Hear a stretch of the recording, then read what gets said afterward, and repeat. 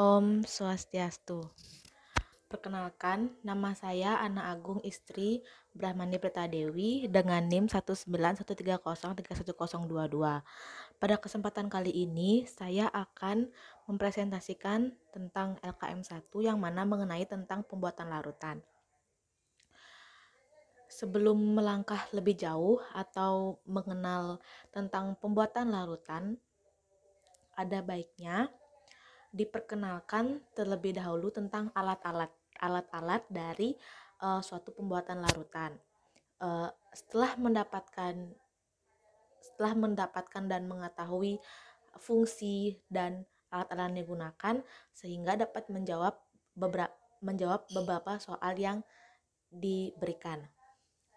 Adapun alat-alat atau equipment yang diperlukan dalam pembuatan larutan, secara umum dari LKM ini yang pertama terdapat neraca analitik, yang mana neraca analitik ini berfungsi untuk menimbang suatu padatan, yang mana padatan tersebut harus akurat, dan neraca analitik ini dapat dikatakan alat yang sangat sensitif karena pada saat penggunaannya harus dalam kondisi kedap udara dan benar-benar dalam kondisi tertutup agar tidak memengaruhi hasil yang didapatkan nantinya. Kemudian ada corong, yang mana corong ini berfungsi untuk memindahkan larutan dari alat sebelumnya menuju alat yang diinginkan. Kemudian terdapat glass beaker atau gelas kimia, yang mana fungsi dari alat ini adalah untuk membuat larutan maupun untuk sebagai tempat menyimpan larutan sementara. Kemudian terdapat ada kaca arloji, yang mana fungsi dari kaca arloji ini adalah untuk sebagai tempat peletakan dari suatu padatan sampel. Misalnya padatan KOH ditimbang di dalam neraca analitik. Nah, padatan KOH itu diletakkan di atas neraca analitik. Namun, saat kaca arloji ini dimasukkan ke dalam neraca analitik harus dienolkan agar masanya tidak terhitung nantinya. Kemudian terdapat spatula, yang mana spatula ini berfungsi untuk mengambil suatu sampel padatan. Kemudian terdapat pipet tetes, yang mana pipet tetes ini untuk mengambil larutan, yang mana dalam skala kecil maupun skala besar. Kemudian terdapat labu takar maupun labu ukur, yang mana fungsinya ini adalah untuk pengenceran. Kemudian terdapat batang pengaduk, yang mana fungsi batang pengaduk ini adalah melarutkan suatu larutan atau mengaduk larutan agar dia secara merata dan tidak terdapat kumpalan atau padatan lagi. Kemudian terdapat gelas ukur, yang mana gelas ukur ini untuk mengambil larutan apabila kita menginginkan volume tertentu, misalnya ada 10 mili, 20 mili, 50 mili dan seterusnya.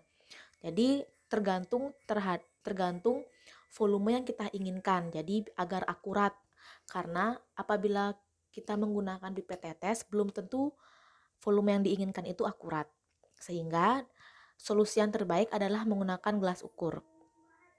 Kemudian yang terakhir terdapat pH meter, yang mana pH meter ini berfungsi nantinya untuk mengukur pH dalam suatu larutan. Baik, pada kali ini saya akan membahas tentang soal bagian nomor 1, yang mana cara membuat larutan NaCl 4,3 N atau 4,3 normalitas. Yang mana diketahui larutan NaCl 4,3 normalitas dengan volume 150 ml, yang mana harus saat membuat larutan ini harus mengetahui massa NaCl itu sendiri. Sebelum menimbang massa tersebut, pastinya menyiapkan alat dan bahan. Kemudian sebelum menimbang massa NaCl, harus dihitung massa tersebut secara stoikiometri dengan menggunakan rumus N sama dengan gram per mR dikali 1000 per volume, dan didapatkan hasil sebanyak 37,73 gram. Kemudian langkah selanjutnya setelah mendapatkan massa, kaca arloji diletakkan di atas neraca analitik dan diatur agar massa kaca arloji tersebut sebesar 0 gram. Panduan ini saya sudah jelaskan tadi di awal, yang mana apabila tidak diatur kaca arlojinya, maka akan mempengaruhi hasil timbangan antara padatan dengan kaca arloji tersebut. Kemudian setelah diletakkan di dalam neraca analitik, kaca arloji tersebut diletakkan di neraca analitik, kemudian kristal atau padatan NaCl diambil yang pastinya menggunakan spatula dan ditimbang sebesar massa yang diinginkan. Kemudian saat ditimbang tersebut diusahakan di dalam ruangan yang kedap udara dan dalam suasana yang tenang agar nantinya tidak banyak udara yang masuk, lalu pengaruh-pengaruh lainnya yang akan memengaruhi hasil timbangan nantinya. Kemudian setelah padatan NaCl ditimbang, dimasukkan ke dalam gelas kimia 1 ml dan dimasukkan Aquades. Sebenarnya saat dimasukkan Aquades bebas berapa saja, asal nanti saat dia dimasukkan ke dalam lampu takar itu kurang dari 150 ml, yang mana larutan ini pada saat pembuatan larutan itu hanya secara sementara aja, misalnya 50 ml, jadi bebas dia asalkan kurang dari 150 ml. Kemudian setelah diaduk menggunakan batang pengaduk, larutan tersebut dimasukkan ke lampu takar dengan ukuran 150 ml atau atau volume yang diinginkan di soal, yang pastinya dibantu dengan corong dan ditambahkan Aquades sampai batas labu atau secara meniskus. Kemudian larutan tersebut dikocok agar larutan tersebut bersifat homogen. Kemudian untuk soal nomor 2, cara membuat larutan NaOH 0,4 normalitas, yang mana disediakan adanya larutan 96% dan volume 200 ml sehingga menggunakan rumus Rho, yang mana Rho tersebut diketahui secara pasti, yang mana Rho dari NaOH adalah 2,13 gram per mililiter. Kemudian mendapatkan massa dan dicari volumenya, sehingga mendapatkan volume NaOH 26,625 ml. Boleh saja dibulatkan sebesar 26,6 ml. Kemudian setelah volume tersebut didapatkan sebanyak kurang lebih 26,6 ml larutan itu dimasukkan ke dalam gelas ukur 50 ml. Yang mana saya sudah jelaskan pada sebelumnya bahwa apabila kita menginginkan suatu volume tertentu dengan volume yang pasti, sebaiknya menggunakan gelas ukur dengan ukuran yang diinginkan dan agar volume yang kita harapkan itu pasti. Jadi saya menggunakan gelas ukur 50 ml dan dibantu dengan corong untuk memastikan volume yang diinginkan sudah tepat atau belum. Jadi 26,6 ml itu sudah tepat apa belum di gelas ukur tersebut. Apabila telah tepat, maka larutan tersebut boleh dimasukkan ke dalam gelas kimia dan diencerkan menggunakan Aquades, dan pastinya saja diaduk menggunakan batang pengaduk. Terakhir, apabila larutan yang sudah diaduk itu sudah merata, maka dimasukkan ke dalam lampu ukur sesuai dengan volume yang diinginkan. Dan pastinya ditambahkan dengan Aquades sebanyak volume 200 ml. Kemudian soal selanjutnya, untuk membuat larutan HCl 5% yang mana disediakan larutan HCl 98% dan dengan volume 150 ml, maka dapat menggunakan rumus M1 kali V1 kali A1 atau A1 itu bisa disebut dengan koefisien M2 sama dengan M2 kali V2 kali A2. Jadi pada soal sudah diketahui larutan HCl 98% dan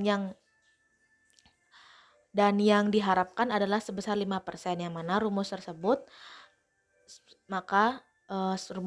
dapat diterapkan dalam permasalahan ini, yang mana mendapatkan volume HCl sebanyak 7,65 ml yang akan diambil dan diencerkan. Setelah didapatkan volume sekian atau 7,65 ml atau kisaran 7,6 ml, larutan tersebut pastinya dimasukkan ke dalam gelas ukur 10 ml, yang mana saya sudah katakan tadi bahwa gelas ukur itu dapat digunakan untuk memastikan apakah dia dapat mampu mendapatkan volume yang diinginkan atau tidak, dan agar hasil yang didapatkan itu pasti dan tidak mengira-ngirakan.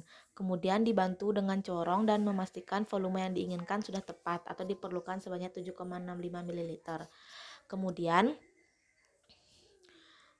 larutan tersebut dimasukkan ke dalam gelas kimia dan diencerkan atau ditambahkan aquades. Kemudian diaduk dan setelah diaduk secara merata, dimasukkan ke dalam labu ukur 150 ml dan ditambahkan aquades sampai mendapatkan sebanyak 150 liter pula. Selanjutnya, cara membuat larutan asam asetat 0,254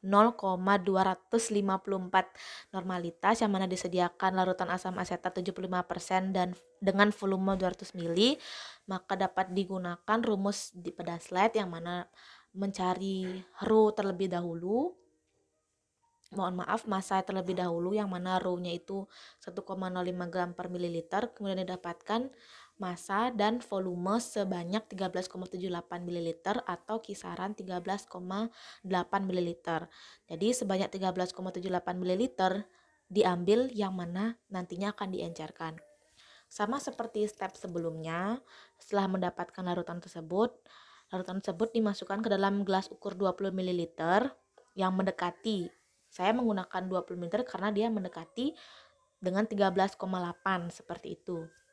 Dan pastinya dibantu dengan corong untuk memastikan volume yang diinginkan sudah tepat.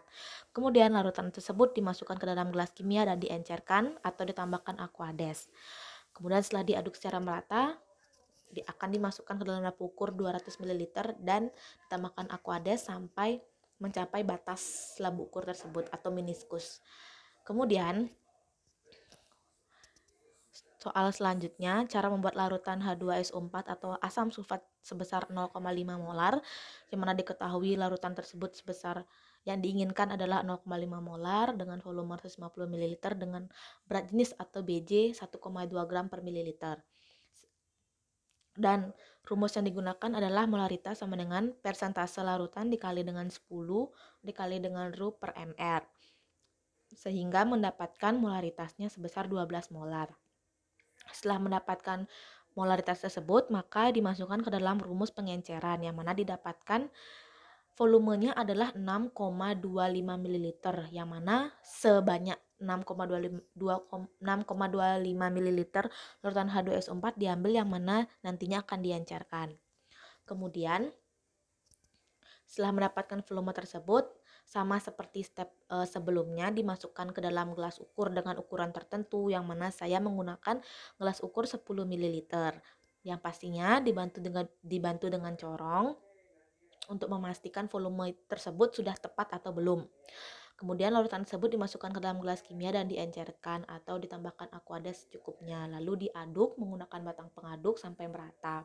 Kemudian terakhir, setelah larutan tersebut sudah diaduk, maka dimasukkan ke dalam labu ukur dan ditambahkan aquades sampai mendapatkan volume 150 ml atau mencapai batas dalam labu ukur atau meniskus. Kemudian soal selanjutnya, cara membuat larutan KOH 1,2 normalitas yang mana disediakan dengan volume 200 ml. Dengan rumus normalitas sama dengan gram per mR kali 1000 per volume, didapatkan massa sebanyak 13,46 gram atau bisa saja dibulatkan 13,5 gram.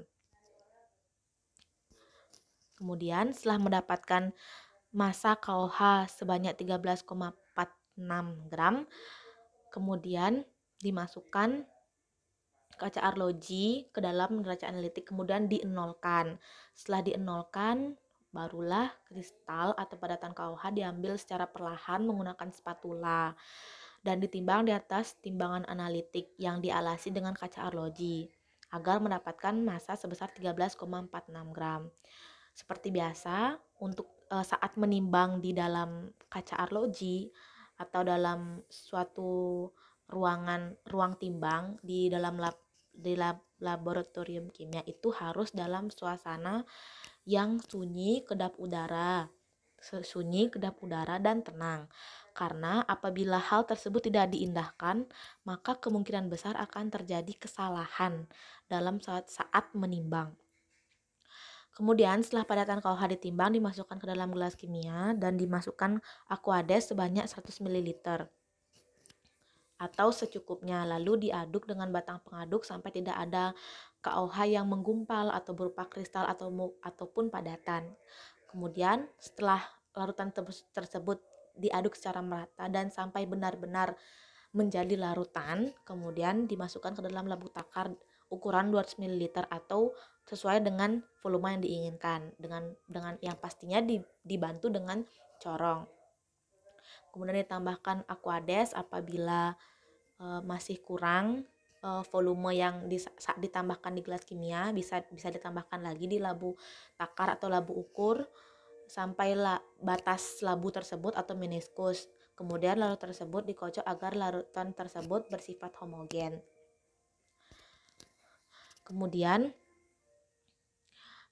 untuk cara membuat larutan KOH alkoholis 5%, yang mana pastinya menghitung massa KOH yang diperlukan yaitu dengan cara menggunakan rumus persentase W per V atau berat per volume, yang mana itu adalah massa zat terlarut per mililiter larutan dikali 100%. Diketahui larutan KOH alkoholis yang diperlukan adalah sebesar 5%.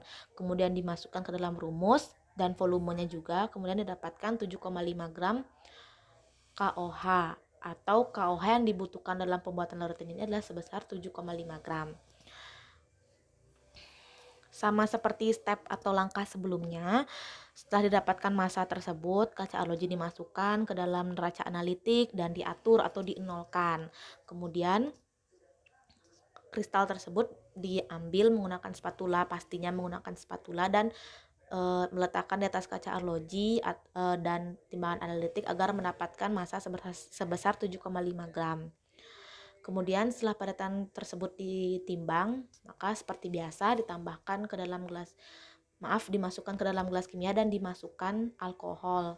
Mengapa alkohol? Karena pada tergantung soal, yang mana dimintanya adalah komponennya ada alkohol, maka dilarutkan dengan alkohol. Kemudian diaduk dengan batang pengaduk sampai merata, kemudian dimasukkan ke dalam labu takar sebesar 150 ml dan ditambahkan Aquades ditambahkan alkohol sampai batas labu atau meniskus. Kemudian larutan tersebut dikocok agar bersifat homogen. Untuk step terakhir seharusnya alkohol, namun saya sedikit ledor sehingga seharusnya ditambahkan alkohol sampai batas labu atau meniskus. Kemudian untuk nomor selanjutnya yaitu cara membuat larutan NaCl 0,3 molar, yang mana ini diketahui volumenya disediakan 200 ml atau 0,2 liter dan diinginkan konsentrasinya 0,3 molar, yang mana menggunakan rumus molaritas sama dengan mol per volume, sehingga didapatkan molaritas terlebih dahulu. Kemudian dari molaritas mendapatkan massa dengan cara rumus mol sama dengan massa per mr, yang mana mendapatkan massa NaCl yang diperlukan adalah 3,51 gram. Kemudian setelah mendapatkan massa tersebut, seperti biasa, setelah didapatkan massa NaCl, kaca arloji dimasukkan ke dalam neraca analitik, kemudian dienolkan dan diambil NaCl secara perlahan menggunakan spatula agar mendapatkan sebanyak 3,51 gram. Saat ditimbang pun juga harus sama kondisinya, itu dalam kedap udara, tenang, agar tidak mempengaruhi hasil nantinya. Kemudian padatan tersebut dimasukkan ke dalam gelas kimia dan dimasukkan Aquades, kemudian diaduk sampai merata menggunakan batang pengaduk agar tidak ada masih berbentuk gumpal-gumpalan atau padatan. Kemudian setelah benar-benar berbentuk larutan tersebut dimasukkan ke dalam labu takar atau labu ukur dengan volume yang diharapkan atau sebesar 200 ml dan ditambahkan lagi dengan Aquades apabila masih kurang sampai mencapai batas labu atau meniskus. Kemudian dikocok lagi agar larutan tersebut bersifat homogen. Kemudian Soal selanjutnya yaitu membuat fenolftalin 0,1%, yang mana diketahui yaitu volume 150 ml. Untuk pembuatan ini sama seperti soal sebelumnya, yang mana menggunakan rumus persentase W per V atau berat per volume dengan rumus massa zat larut per mililiter larutan dikali 100%. Yang diharapkan adalah 0,1% dan volume dimasukkan yaitu mendapatkan massa NaCl sebesar 0,15 gram. Kemudian setelah mendapatkan massa tersebut, seperti biasa ditimbang, neraca analitik tersebut disiapkan dan kaca ROJ dimasukkan dan dinolkan. Kemudian massa fenolftalin diambil dan ditimbang agar mendapatkan massa sebanyak 0,15 gram. Saat peralatan tersebut ditimbang juga sama juga kondisinya, itu harus kedap udara dan harus tenang agar tidak memengaruhi hasil penimbangan.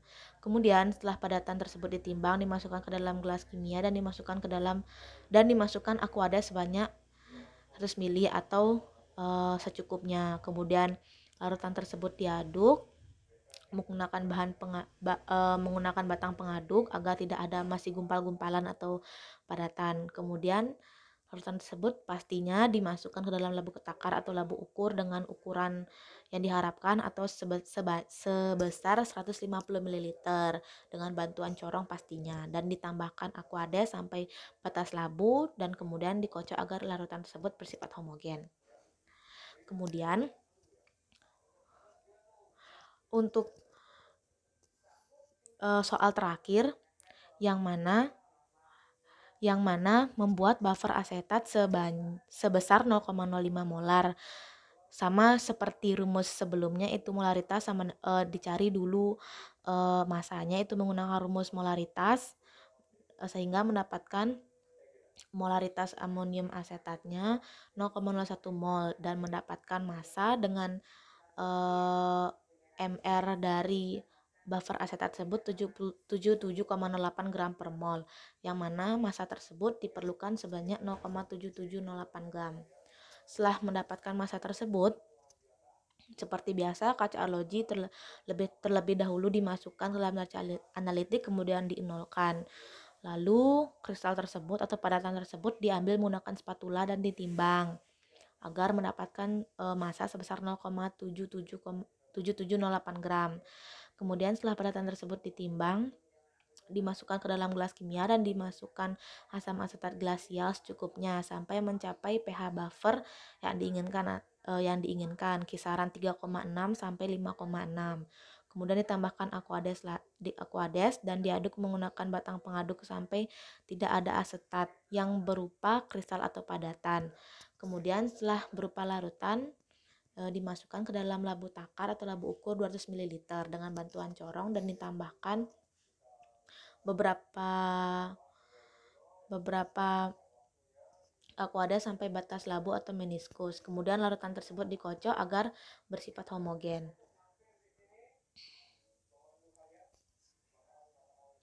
Kemudian soal selanjutnya adalah soal bagian 2, 3, 4, dan 5. Untuk soal nomor 2 atau bagian 2 dengan pertanyaan berapakah banyaknya etanol yang terdapat dalam 800 ml larutan etanol dengan 30% volume, sehingga yang inti dari pertanyaan ini adalah ditanyanya yaitu banyaknya etanol dalam 800 ml larutan, sehingga dapat menggunakan rumus persentase V per V atau volume per volume dengan menggunakan rumus mililiter zat terlarut per mililiter larutan dikali 100%. Mohon maaf, di sini terdapat salah setting, sebenarnya 100%, tapi entah kenapa tiba-tiba 100%. Jadi persennya di depan. Jadi sebenarnya 30% sama dengan mililiter zat terlarut per 800 ml dikali 100% mendapatkan 240 ml zat terlarut. Jadi banyaknya etanol yang terdapat dalam 800 ml larutan etanol 30% adalah sebanyak 240 ml. Kemudian untuk soal bagian 3, Asam cuka sebanyak 115 ml dilarutkan di dalam 45 ml air. Ditanyakan persentase volume dari larutan ini. Kemudian sama seperti soal sebelumnya, yaitu ditanyakannya persentase volume, sehingga menggunakan rumus mililiter zat larut per mililiter larutan dikali 100%. Kemudian didapatkannya 71,87%. Jadi persentase larutan ini adalah sebesar 71,87%. Kemudian untuk soal nomor 4, hitung berapa gram kalsium hidroksida atau CaOH2 kali yang terdapat dalam 500 ml larutan 0,25 molar kalsium hidroksida. Yang ditanya itu pastinya massa. Sehingga menggunakan rumus molaritas yaitu mol per volume, sehingga didapatkan molaritasnya sebesar 0,1 mol. Kemudian setelah mendapat molaritas dicari massanya, yaitu menggunakan rumus mol sama dengan gram per mr, sehingga mendapatkan massa CaOH2 yang terdapat dalam larutan adalah sebanyak 7,4 gram. Kemudian soal yang terakhir itu dengan menelaah jurnal, yang mana terdapat 2 jurnal, yaitu jurnal yang pertama Green Synthesis of Zinc Oxide Nanoparticles, a review of the synthesis methodology and mechanism of formation. Berdasarkan jurnal yang saya baca, berdasarkan jurnal yang diberikan juga, kemudian saya baca dijelaskan tentang sintesis nanopartikel zinc oksida atau ZNONPS yang diperoleh melalui berbagai macam metode, misalnya seperti metode kimia, fisika, dan biologi. Khususnya pada metode kimia, senyawa ini dapat didapatkan atau dibuat melalui berbagai cara, itu ada pengendapan, mikroemulsi, reduksi kimia, sol gel, dan teknik hidrotermal. Di antara metode tersebut, metode yang sering digunakan adalah sintesis sol gel yang menggunakan garam prekursor seng, serta menggunakan reagen kimia untuk mengatur pH larutan dan menghindari pengendapan. Setelah tahapan tersebut, dilakukan perlakuan termal di bawah 1000 derajat Celcius agar didapatkan ZNOPS. Kemudian stabilisator kimia yang digunakan seperti sitrat atau polimer seperti polietilen glikol dan kopolimer blok amfifilik dapat ditambahkan ke dalam sintesis tersebut untuk mengontrol ukuran nanopartikel dan menghindari aglomerasi partikel. Namun faktor yang diperhatikan dalam sintesis ini adalah konsentrasi bahan kimia yang digunakan dalam proses sintesis dapat memengaruhi ukuran dan bentuk partikel. Kemudian selain itu terdapat penelitian juga tentang sintesis hijau ZNOPS yang ada dalam ekstrak tumbuhan, yang mana ekstrak tumbuhan tersebut dapat bereaksi dengan garam seng untuk membentuk kompleks dengan logam. Mekanisme tersebut ditetapkan terdapat antioksidan yang dapat membentuk oksida seng setelah proses kalsinasi. Kemudian ekstrak tumbuhan tersebut dapat diperoleh dengan temperatur yang berbeda yang dianalisis menggunakan FTIR dan menunjukkan pita serapan. Kemudian ZNO yang disintesis pada 100 derajat Celcius menunjukkan pita peragangan hidroksil. Berdasarkan jurnal ini, peralatan yang dibutuhkan adalah labu Erlenmeyer, batang pengaduk, gelas kimia, labu ukur, kaca arloji, termometer, pH meter, inkubator maupun hot plate. Kemudian terdapat jurnal yang kedua dengan judul Realizing Small Flake Graphene Oxide Membranes for Ultrafast Size Dependent Organic Solvent Nanofiltration. Yang saya dapatkan hanya mengevaluasi permeansi air dan berbagai pelarut organik umum. Kemudian dipilihlah metanol sebagai model pelarut organik karena telah digunakan secara luas di industri farmasi. Selain itu, metanol dapat melarutkan banyak pewarna organik dan memungkinkan evaluasi selektivitas membran selanjutnya. Sekian presentasi yang saya sudah lakukan. Apabila saya terdapat kesalahan atau kesalahan kata, mohon dimaafkan. Saya tutup dengan Parama Santi. Om Santi Santi Santi.